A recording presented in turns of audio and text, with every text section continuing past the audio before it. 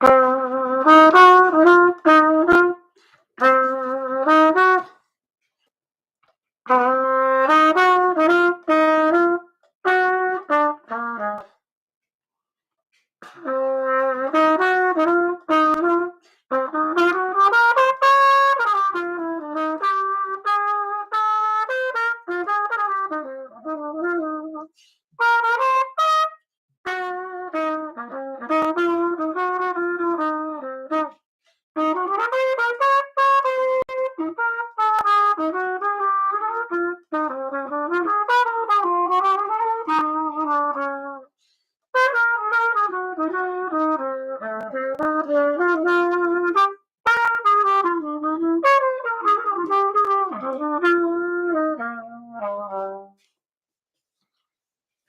right. Hello, everybody. We're back again after 2 weeks off. Actually, 3 weeks if you include all of the time between. So here we are. I think it's 187, right? Hello, Seppo. Nice to see you. All right. Do we have questions? Hello, Sean. Sean says that was awesome. Well, thank you.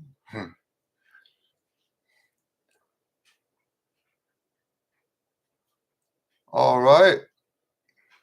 So I hope everybody had, for those of you who are American, I hope you had good Thanksgiving dinner and all that. This is the first time, I think, in my whole career that I got my Christmas lights up before the 1st of December. So, yeah, so we're doing that kind of stuff. Tim, hello, Tim. Nice to see you. Why is everybody's comments getting retracted?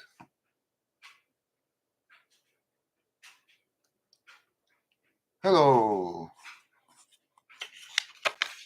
Any questions to get us started with?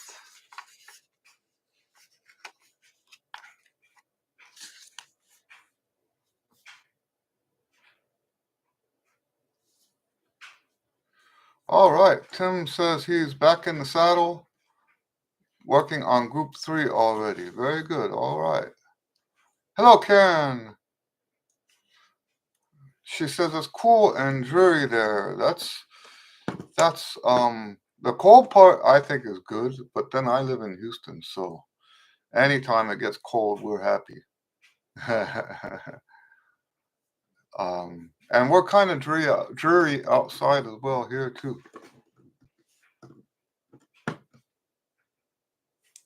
All right, any questions?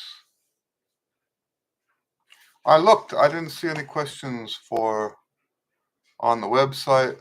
I don't think I saw them on any comments. I did answer a few comments today.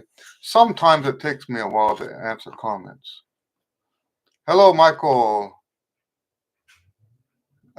Michael says lots of Christmas music practice. There you go.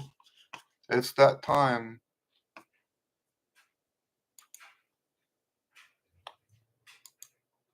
Yeah, I don't see any comments right now that.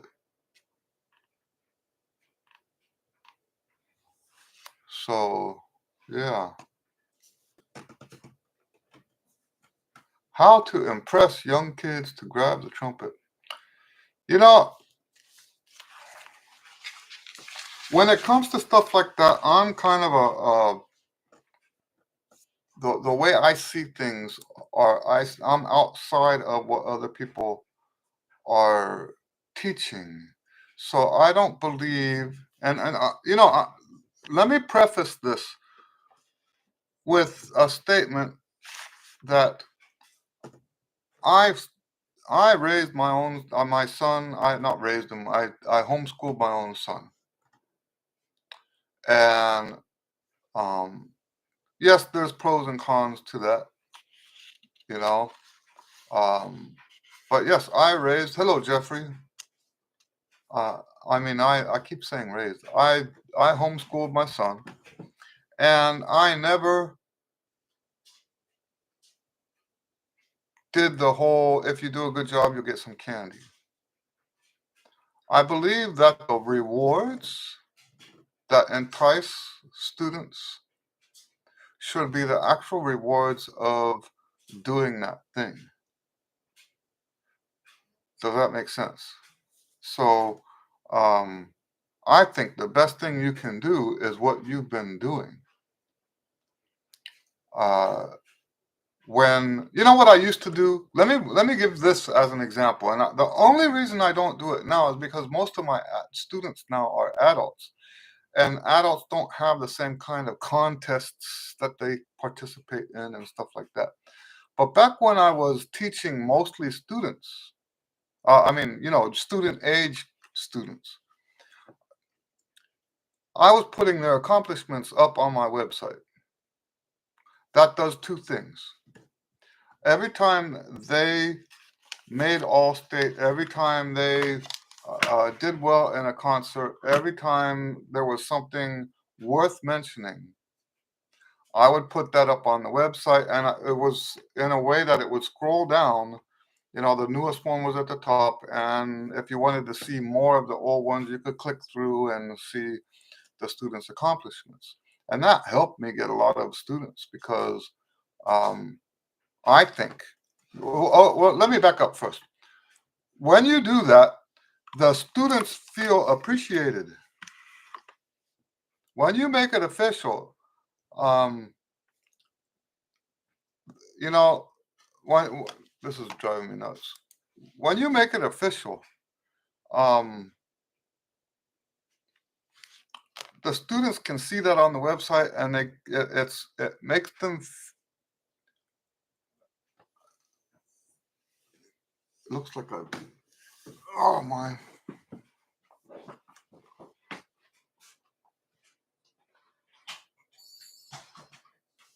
Thank you.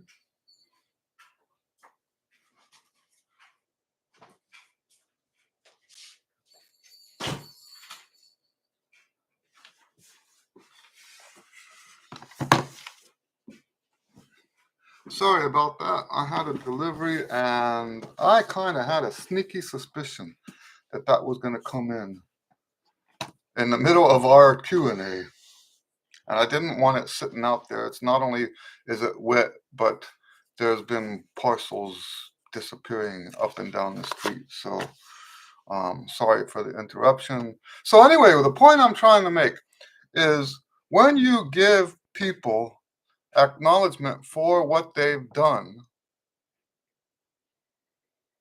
then the people who see that from the outside want to be part of that. So instead of saying, now how does that contrast with what I think other people are trying to do? I think other people are trying to do the whole and the whole proverbial candy thing. They say nice things about the students. They um, they play games with the students. They want to make it quote unquote fun. And since the subject has come up, I'm not a big fan of fun. I'm not a big fan of entertainment. You can say, "Oh, well, that's weird. You're a trumpet player. Isn't that entertaining?" Um, yes and no. When I first got into this industry, what was more expected was that the trumpet players, not the guy out front, the trumpet players in back, were expected to be serious. The people on the floor, people in the audience, always wanted a serious band because then it made them feel like they were getting the best band in town or whatever, right? Um, that's kind of gone away. People like to have a bunch of clowns on the stage, and that's not my thing. But anyway, used to be that they that being a musician was more serious than it is today. Uh, so what am I saying? I'm not a big fan of fun. I'm not a big fan of entertainment. I'm not a big fan of shallow rewards. I think instead of fun, stuff should be meaningful. Instead of fun, things should be the students should walk away from that feeling as if they just did something that matters. That's my take on it. And if they see that, and I've seen this before, really. I remember when I was in high school and we were very, very serious in the marching band. People wanted to be in the marching band because it was serious. It makes a huge difference. So, yeah, I think when other people see that from the outside, now, if your students that you're working with now aren't getting those rewards, like for example, every time you have one of those popular, or not popular, successful concerts, uh, somehow reward the students with acknowledgement that, you know what I mean? So, like maybe there's a T-shirt. I think you've already done that before. Maybe there's, you know what I mean? If you have a T-shirt for that concert, and the students are walking around with that concert, those kids are part of something, and it's not part of something quote unquote fun, but something meaningful that can help give them purpose. Anyway, that's my take on it. Um, when when um, when they see that other people, it's sort of like, when the warriors go off to fight and the children are watching and they're like, they have to stay home, so they get their wooden swords and stuff and play fight at home. They want to be part of that. I guess that's a bad analogy, but that's what popped into my head. I hope that answers your question. My thing is that it has to be meaningful, and so,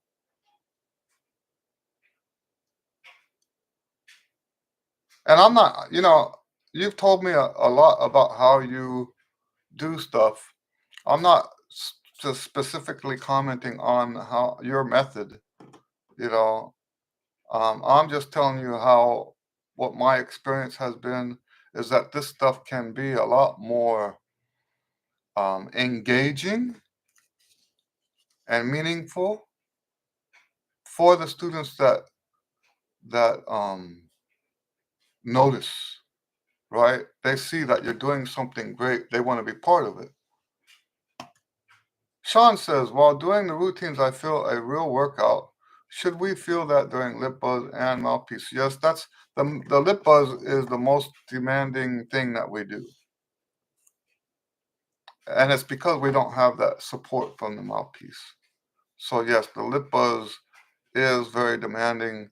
Um, if it's too much, you can weed it out a little bit. You can, like if there's 10 exercises and it's too much and you're too tired by the time you get onto the trumpet, you can do 6 of them, 5 of them. Just, I would say skip every other one or something like that. Don't just take the high ones out.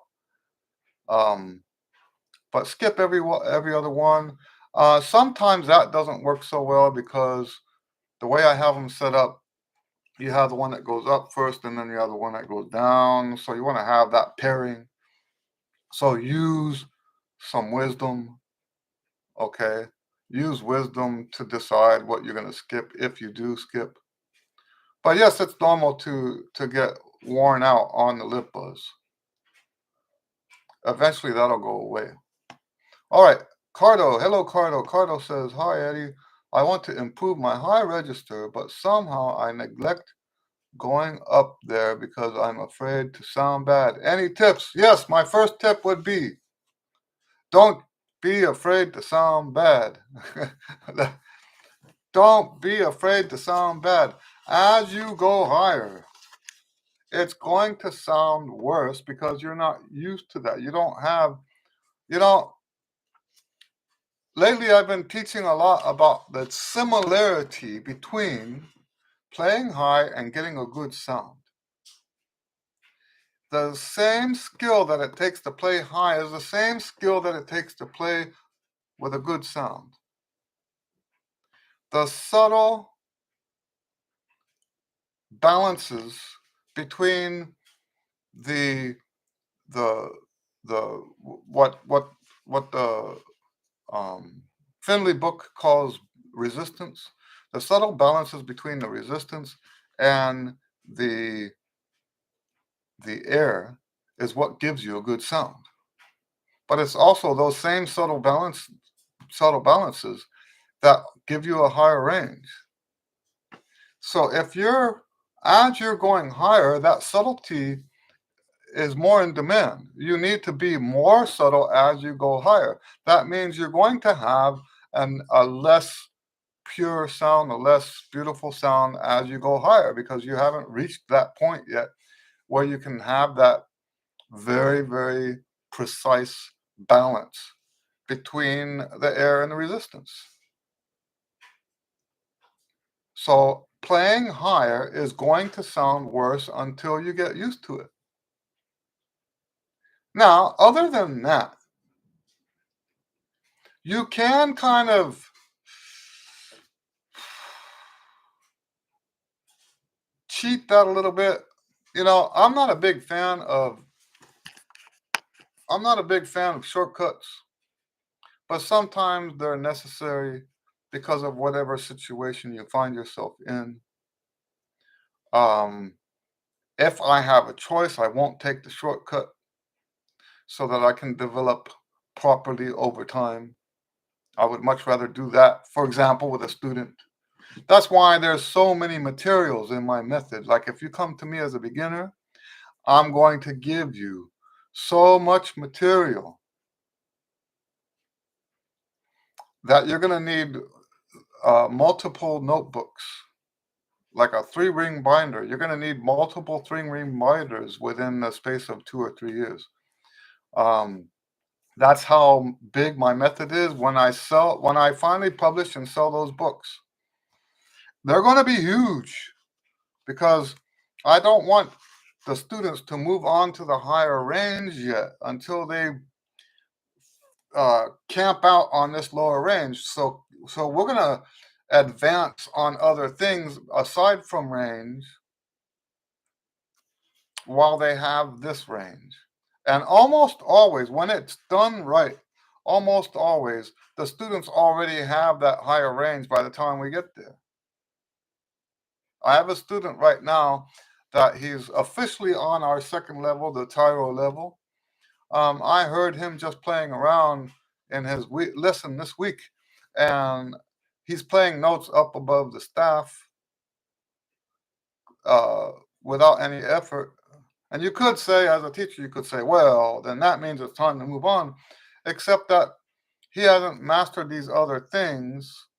I would much rather him, I don't mind at this point if he has the chops for it. I don't mind him experimenting with the upper notes if he's got the chops for it. That's different. That's different from trying to get notes. He's already got those notes. But my point is my method spends more time in the lower notes. If they don't have time, then the way you get a better sound is to play louder. You have to actually fill the horn. You have to have better air behind it to get that better sound. And it'll be inappropriate loud, but you'll have a better sound. Okay. When you play louder, it forces the aperture to open up more. It forces the resistance to open up more. And you end up playing with a sound that's closer to what you would normally play in a lower register. I hope that makes sense. Seppo says, a majority of my students tell me doing the tonalization studies is at the finals fun. Yeah, good. Their own progress seems it is the most meaningful to them. That's what I'm saying. Okay? That's what I'm saying. Is um, you have a. We used to have this when I was in school. People would carry around the Arbin book. Now you were part of like a in crowd that had the Arbin book, and that's going to entice people from the outside. So now the tonalization studies can be fun. I joke around sometimes saying that they're boring. They can get boring because, I mean, look at it. I've been doing the same exercises, the same tonalization exercises since the mid 80s. Um, so I joke sometimes about students who say that the tonalization studies are boring. I say, boring, boring. You've only been doing these for a few weeks. Try doing it for decades and see how boring it is. But to me, it's not. I don't have. I'm not saying they are boring. But yeah, good. I'm glad to hear they're enjoying the tonalization studies. I think that's the same kind of thing I'm talking about, right? If you're doing the tonalization studies, there's no reward there like the giving the kids candy, right? That's not the kind of reward they're getting. The reward they're getting is that it's easier to play the trumpet now. And if in your teaching you already have built in, if your method works, then built into your method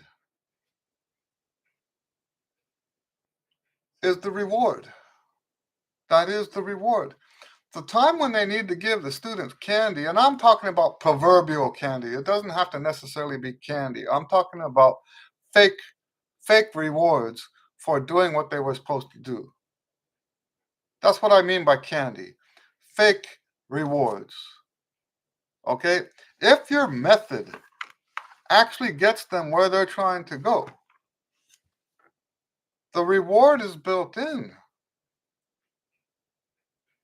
And that changes the whole ball game. I don't think it's a coincidence, and this is just a tiny bit political, but you're gonna see what I mean.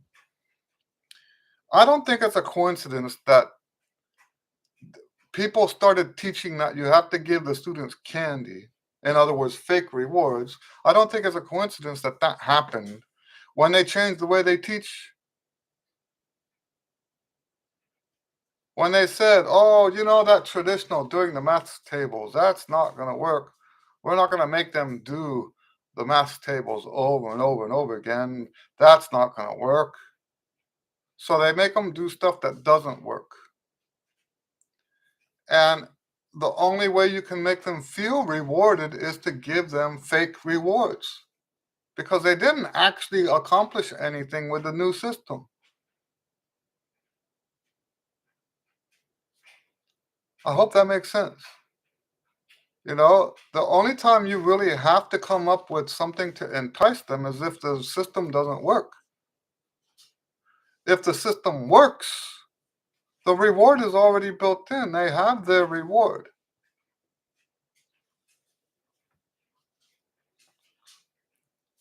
I hope that makes sense. Sean says, what do you think about adult jazz camp? Is there an official adult jazz camp? I've been thinking about starting my own and having, like, my dream is to have, let me look this up. My dream is to have a adult jazz camp in the what's that Galveston Hotel Galvez in Galveston.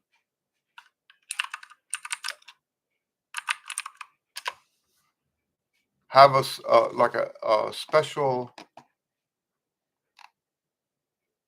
Yeah, I'm not seeing.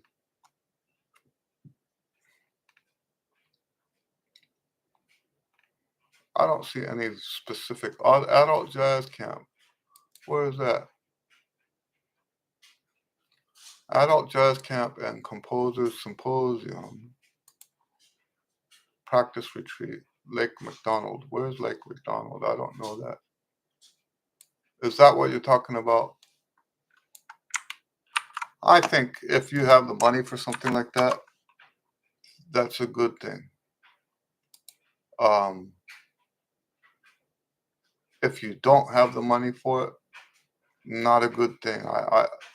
You know how I feel about getting your priorities messed up, and that. So yes, it's in northern Indiana. Oh no, and Montana. It's in Montana. I'm sure it's a wonderful camp. Um, if you've got money for it, go do it. If you don't have the money, then your priorities are messed up if you go do something like that.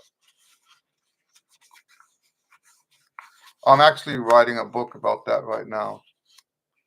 Um, Finally, I'm writing my Wholesome Priorities book. I'm going to call it True Art because nobody's going to want to buy a book about priorities. So I even said in the introduction, selling a book, getting someone to read a whole book about priorities is a tough sell.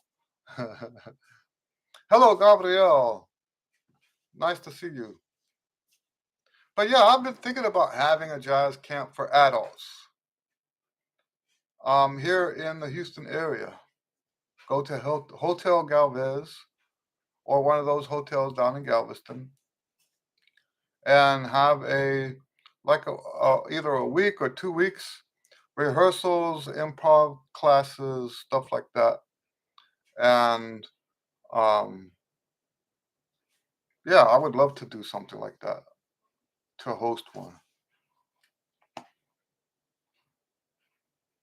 Seppo says one of the biggest problems we have here in Finland is that we don't have enough players. Also, the whole wind band culture has been going down for 20 years for now. We have a serious problem here. We are a nation of only 5 million people, and we do not have the great marching band culture here as it is obvious. So, you know what I tell my students, because I I teach students all over the world now, um, and a lot of them don't have. That might be why they're taking lessons with me, right? Because if they live in a small town somewhere, who do you where how can you go take lessons? You might have to drive 2 hours to get to a student or to a teacher. So, and I'm not saying all of them live in small towns. I'm just saying that this comes up. This is an issue, and people, and it becomes even more of an issue when we start talking about how they should be playing with other musicians. And one of the things I like to tell them is that you work with what you've got. That's how things have worked all along anyway. That's how the greatest ensembles in the world got to be what they were, is they used what they had available. Um, so like the ensemble that you have there, that's a very nice ensemble. And let me tell you something that you know, you guys know that I'm a Christian. I don't preach in my lessons. I don't preach in the Q and A. I don't preach when I get called out to do master classes and stuff like that. Um, that's that's not how I work.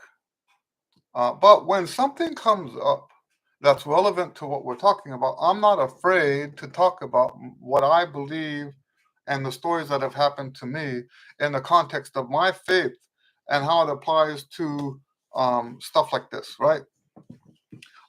When my ex left me, I was a little concerned about the money. And I found myself investing so much effort into getting new students that I was, to a certain extent, neglecting the current students. The effort that I was investing into the new students, into trying to get people to come and take lessons, was taking away from the effort and time I should have been investing into the students I had. And it was a a word from the Holy Spirit that told me, do you know what?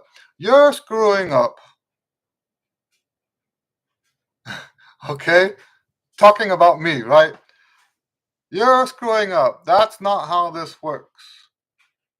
So the Holy Spirit told me to stop trying to recruit and instead invest my time and effort into the students I had.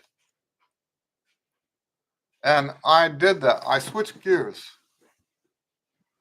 I stopped I stopped letting people know that I was available to teach. I stopped all the stuff that I was doing to recruiting. I stopped all of it. And I took what time and effort and resources I had at that moment and started investing into the students I had already. Within 2 weeks, maybe a month, I had quadrupled my studio. So that's the kind of Christian I am. There are different kinds of Christian. I try to hear what God is telling me, and I was heading in the wrong direction, and God said, "No, you're neglecting the students you've already got. Stop doing that." Now, I'm not saying that as a story to give you advice. I'm not saying stop trying to recruit, but is this does go hand in hand with what I'm talking about with the, your first question was about how to entice, I think was the word you used. Oh, impress, how to impress young kids to grab the trumpet. I think this is how you do that. When you can invest into this more into the students that you already have, it makes you more attractive as an ensemble, as a teacher, and stuff like that. That's how this works.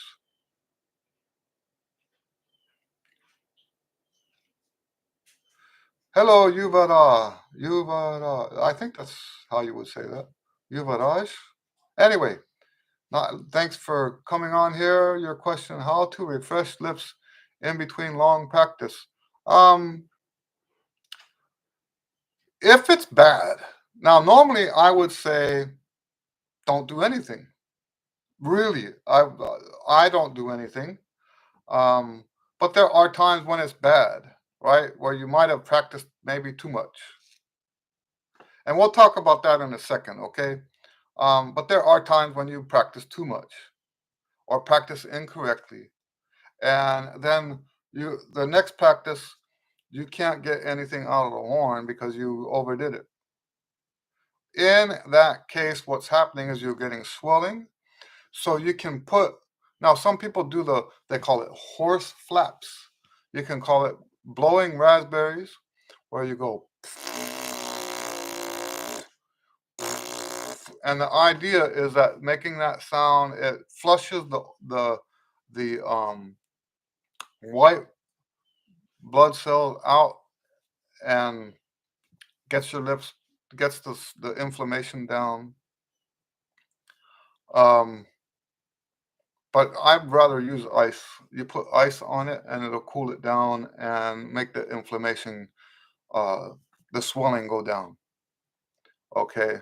So that's, if it's bad enough to do anything about it, that's what I'm going to do.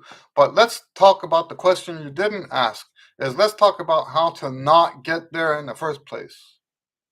And I have a video, and you guys are probably getting tired of me always recommending this video. Let me find it real quick. It's called The 3 Levels of Rest. If you're doing the 3 levels of rest, you should not have trouble like that. You should not have to recuperate after a practice, between practice. Okay, here's the link.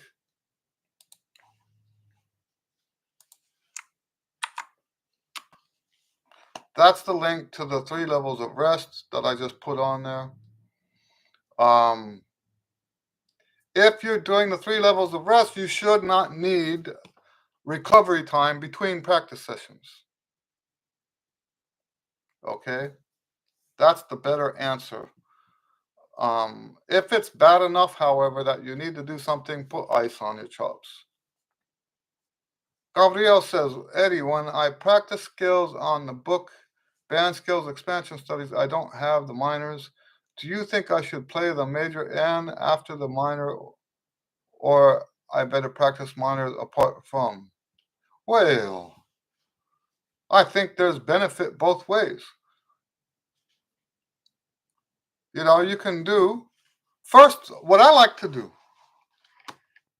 is switch it up, right? So the first time you could do the major and the relative minor, right? So you could do C major, A minor, F major, D minor, G major, E minor. Do that the first time as you cycle through. Then the next time, change it up. You can do C minor, C major, C minor, F major, F minor, G major, G minor. Both of those have benefit. Doing it now, let me be clear. This is not part of what I teach. I don't have a problem with people using that stuff, right? I published the book. I wouldn't have published it if I didn't think people should do it. But it's not part of my method, right? However, there's benefit to doing what you're doing, but you change it up and you'll get more different perspectives when you change it up like that. Hello, Richie. Richie says, what do you think about whistling as part of trumpet training? Um, I've heard a lot of people talking about that. There is something to it. I would not use it as part of the physical side, but as part of learning a piece of music, I think that's nice because you know the what your tongue has to do, how your lips have to move, stuff like that. There's a lot to that that can be um, what do you call it, transferred to the trumpet. I just wouldn't do it as part of the physical warm up or anything like that. That's, to me, I wouldn't agree with that. Yuvarach says, thank you, sir. Great learning. Good. Claude, hello, Claude. Been 4 weeks since tooth extraction on my lower left molar. Wow. Lower. Okay. I have been practicing, but only improved my tone and endurance in middle register, but range is not existent. So when you say molar, I've got one that I got pulled right here. It's the third one back from the eye tooth. Um,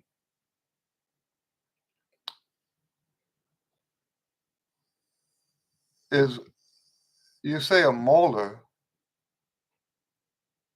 lower left molar.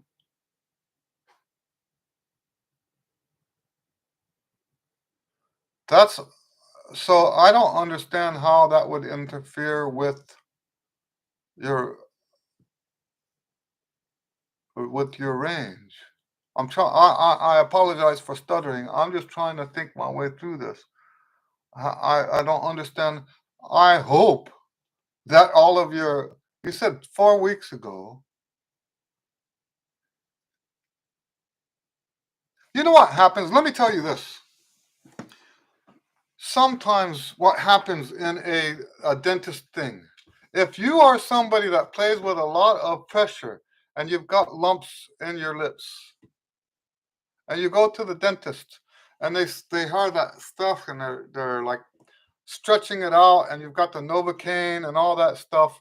The Novocaine is there to relax all, your lips are numb and relaxed and stretched out. And all of that swelling that you had before is gone. If that's how you play, not everybody plays like that, but if that's how you play, you're basically starting over again trying to get that lump back in your lip. And that's something that can happen. The molar itself is not the issue. It's how did you play before that? If you were somebody that relied on swelling in the lip for your embouchure, and how do I know about this swelling in the lip? That's how I used to play. I made big changes in 1985. And I went from being a swollen player to what I call a muscular player. I went from a swelling based I used to call it inflammation based embouchure to a muscular embouchure in 1985. Okay. Um, if you go to the dentist and you have that lump, it goes away. Now you can't play anymore. Not in the higher notes. Okay. You have to, if you want to continue to play that way, you've got to get that lump back in your lips. One way to do that is to use, now, I hesitate to say this because people will say, well, you're teaching his method wrong. I'm not teaching his method now. I'm telling you, use his exercises. It will help you get that lump back. I'm not saying that everybody does it will get a lump. I'm not saying that. I'm saying that if you use these exercises and play the way you're used to playing, you will get a lump. Okay? So, oh, there you say, you were right about the lump. Maybe it's because of that, because 5 days after that, a little lump slash scar came and I could play my old way again. See, that's what I'm talking about.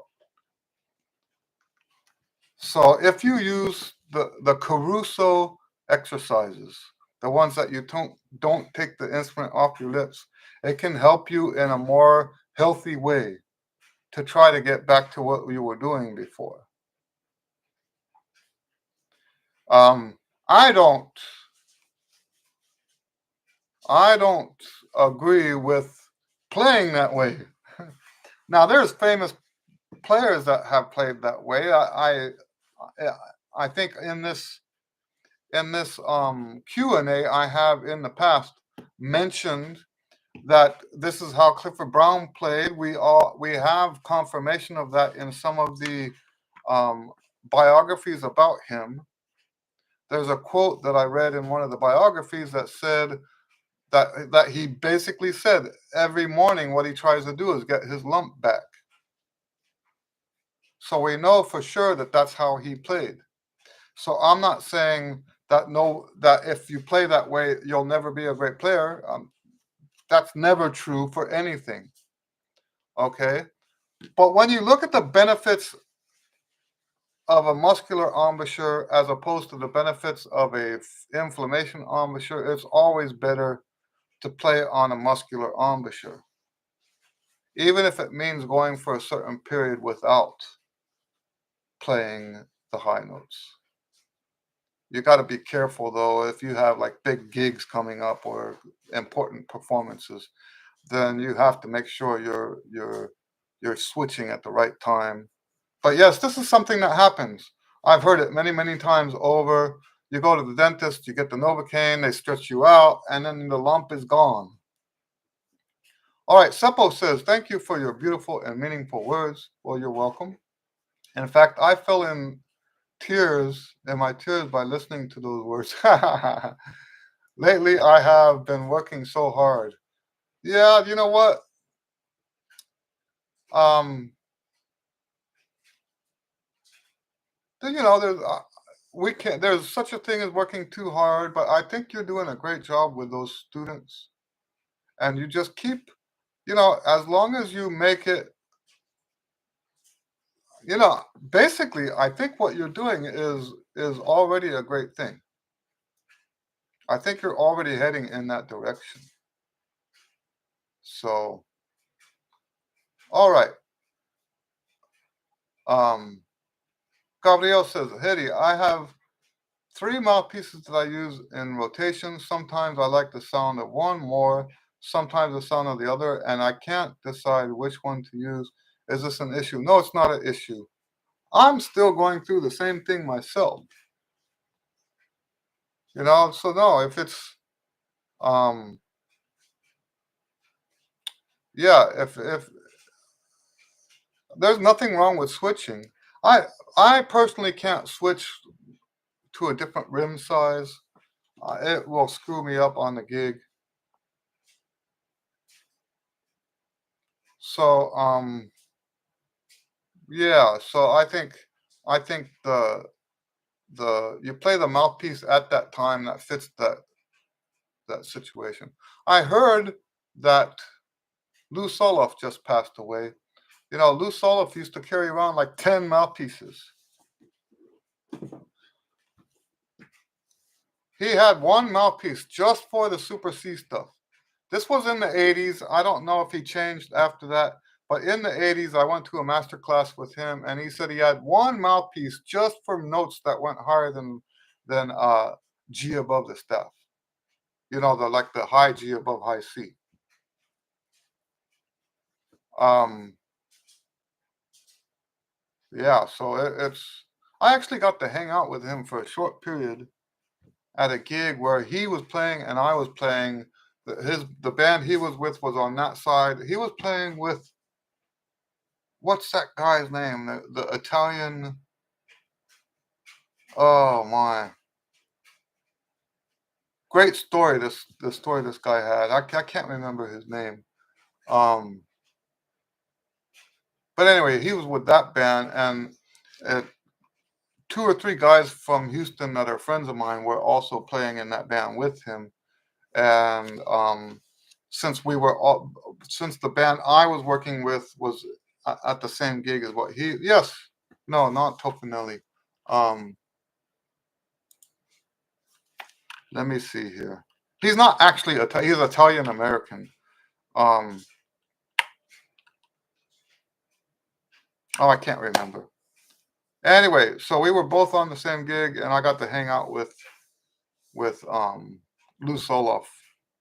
I think this was right before he stopped playing. Claude says, "Thank you, Mr. Eddie.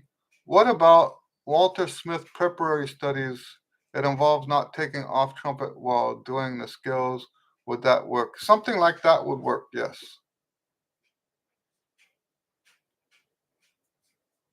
Ha! Sean says, "I've seen several, but I'd rather go to yours." Yeah, that's a dream I've got. And I'll tell you what, if I can get this health stuff straightened out, maybe we'll make it happen. Maybe if I committed to the something like that, maybe it would make my health stuff straighten out. How is that? Sean says if you type adult band camp, that's what I did though. Oh, adult band camp. I put jazz camp. Adult. I put jazz camp. Oh yes, there's a lot more of those.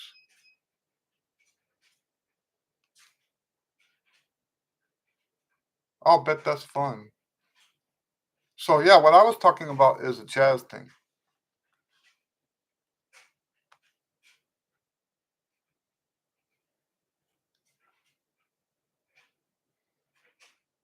So Claude, before I move on from that subject, let me tell you this.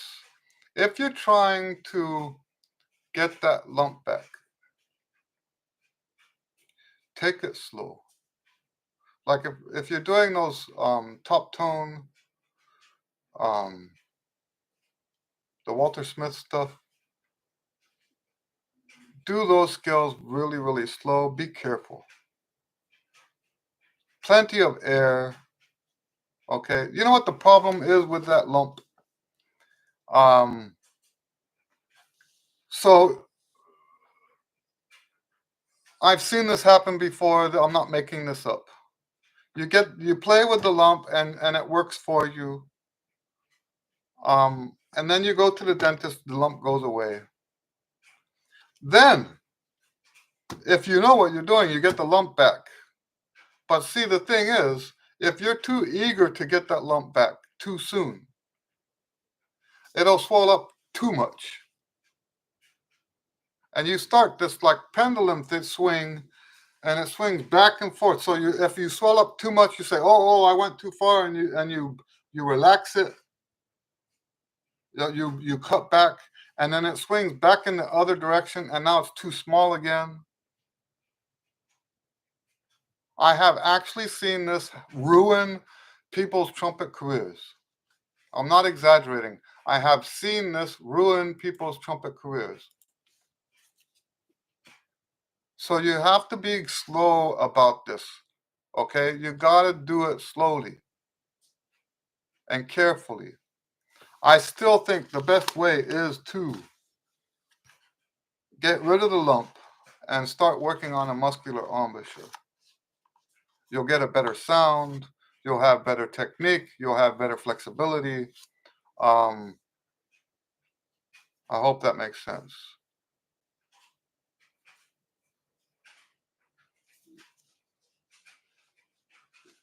Claude says, now I got to practice to get my lump back. Thanks. I know it's not healthy, but that's how I play. I'll let you know when playing comes back. Okay, well, do that. Just like I said, just be slow with it. Be careful, be slow. If you go too fast, it's going to swell up too much, and then you start that pendulum swinging back and forth.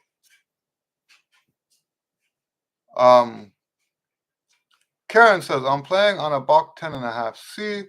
Would it help to switch to a 3C for low notes below the staff? Are you having trouble with the low notes? That's the question. If you have a part, let's say you already have this, right? And then you have a part in band that is all low notes. There's nothing wrong with taking that 3, putting it in for that song, and then switching back out for the next song. There is nothing wrong with that. It'll make you sound better on those lower notes. And so no, I don't have a problem with switching like that. Gabriel says 10.5 is deeper than a 3C. 3C is shallow. Oh, I didn't know that. Okay. 3C is shallow. Shallower than a 10.5. That might be true. I'm not questioning you, Gabriel, but that if they're trying to keep the pitch in tune, they might make the 10.5 deeper to match the volume.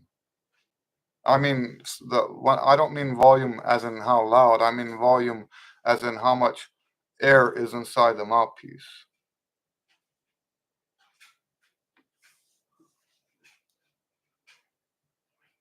So Seppo asks, what is a lump? So imagine, Seppo, if someone comes up to you and punches you in the face, right there on the lips, and it goes, right? Lump is another word for bump, right? And you get like a swelling in the lip, like a bump in the lip. So it's basically inflammation. It's when the body is putting white blood cells or whatever it is that the body uses to repair itself. The body is treating that site as if it's been damaged. Okay, the body's treating that part of your lip as if it's been damaged, and during that process, the lip swells up. So that's what we mean by a bump or a lump. Okay. And a lot of people use that to play. You can see them when you go see a trumpet player, they have that big old thing sticking out of their lip. Um, I used to have that. You can tell now that I don't have that. I have some scar. I have scars here from when I used to play like that. So, but yes, a lot of people play that way. They don't even know they play that way. It's they practice too hard someday, and it got swollen up, and then they found out that they could play better that way, that it was easier to play. So then they would practice to get that again. I can tell you this, it's a hard way to live playing that way.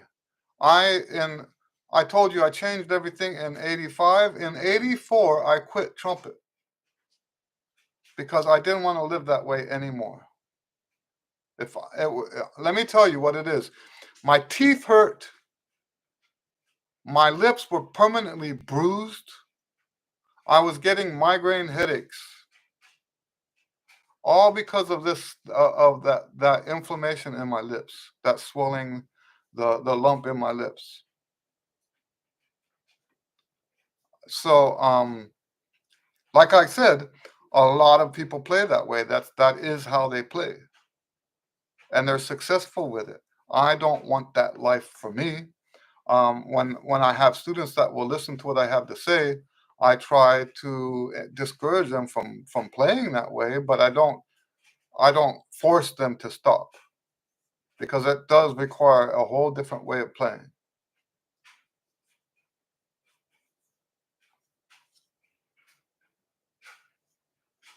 Richie says, muscular embouchure, that's new for me.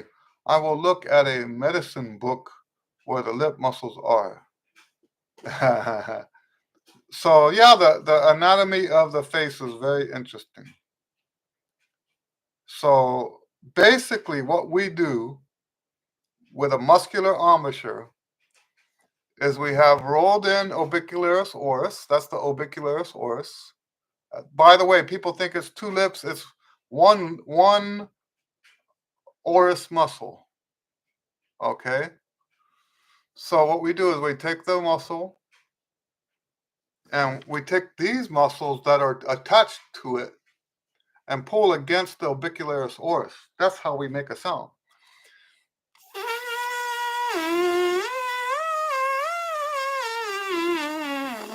So that's how we get higher and lower on a muscular embouchure, is to change the tension between the muscles.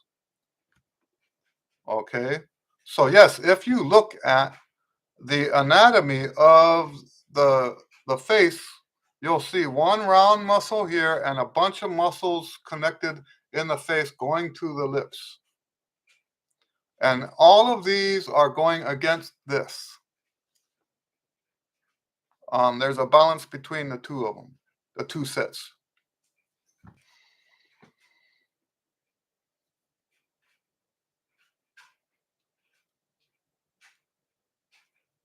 So Cardo says, how do you start working on a muscular embouchure? The most important thing you can do to start a muscular embouchure is start lip buzzing.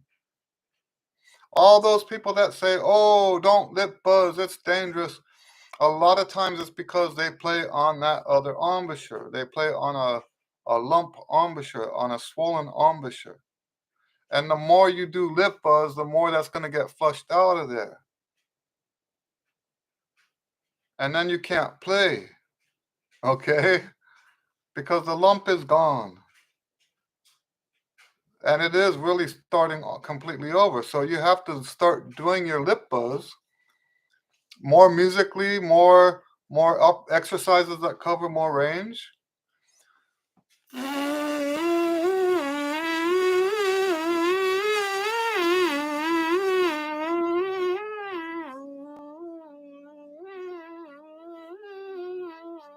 You want to do stuff like that. Maybe some scales.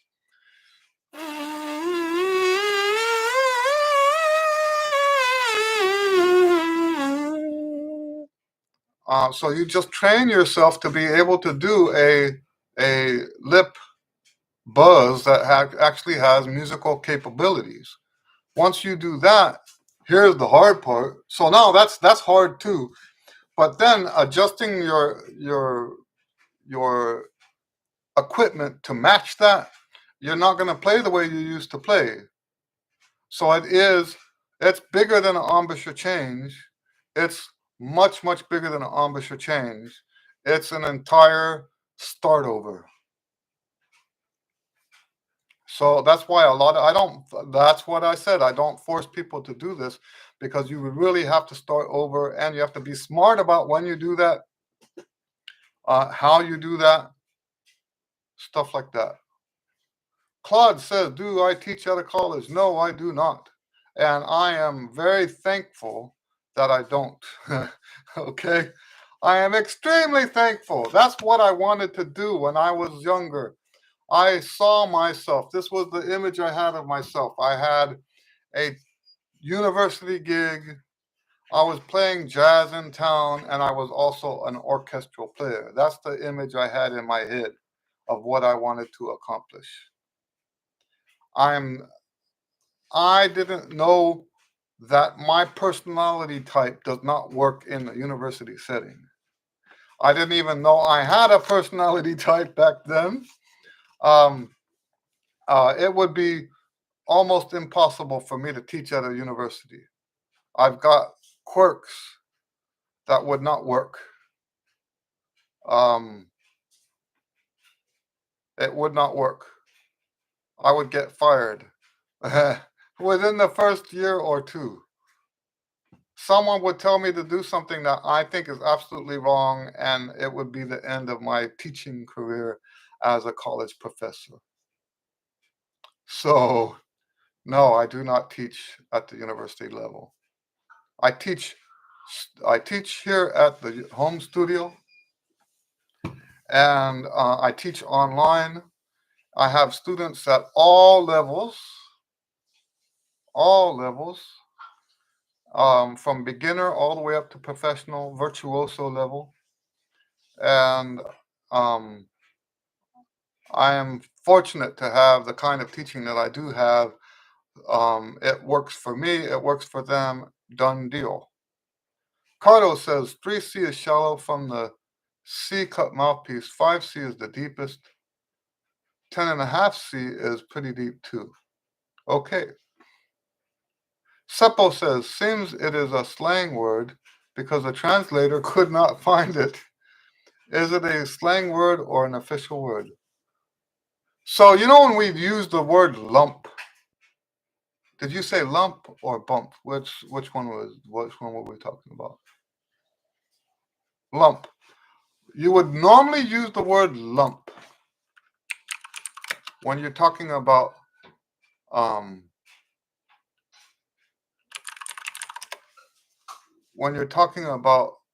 cooking. Well, here's some. So like we talk about a lump of sugar, but here you can actually say, I see this now. Put a indiscriminate mass or group. Treat as like treat as alike regardless of particulars. That's not really what it is. That's not what we're talking about. It's probably better to say bump instead of lump. So bump would be a protrusion out of the lips where the lip gets bigger.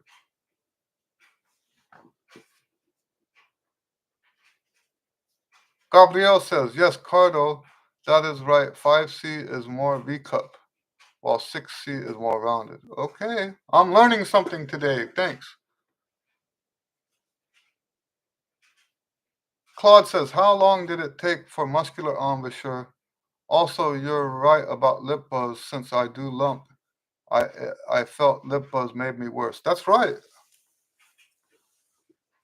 If you have a inflammation-based embouchure, there are two types of exercises you should avoid. One is pedal tones. Do not play pedal tones. The pedal tones will wash that lump out, and then you got to start all over again. Don't play pedal tones. And the other one would be the lip buzz. There's no point to doing the lip buzz if you have that kind of embouchure. There's no point to it.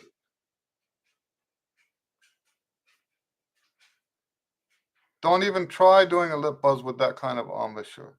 You can do mouthpiece. Make up for it with some mouthpiece time. Don't do a um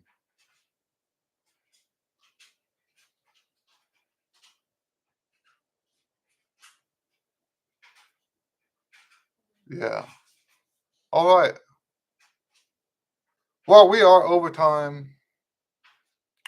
Maybe we can squeeze in one more question. Any other questions? As always, thank you guys for hanging out with us. Claude says, never do pedal tones because I study with Bert Truax. Okay, you live in Dallas, and stamp involves those.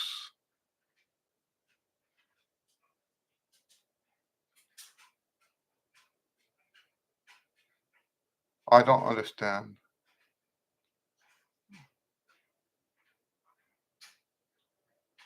So you said never do pedal tones, but then you say stamp involves those. I'm confused.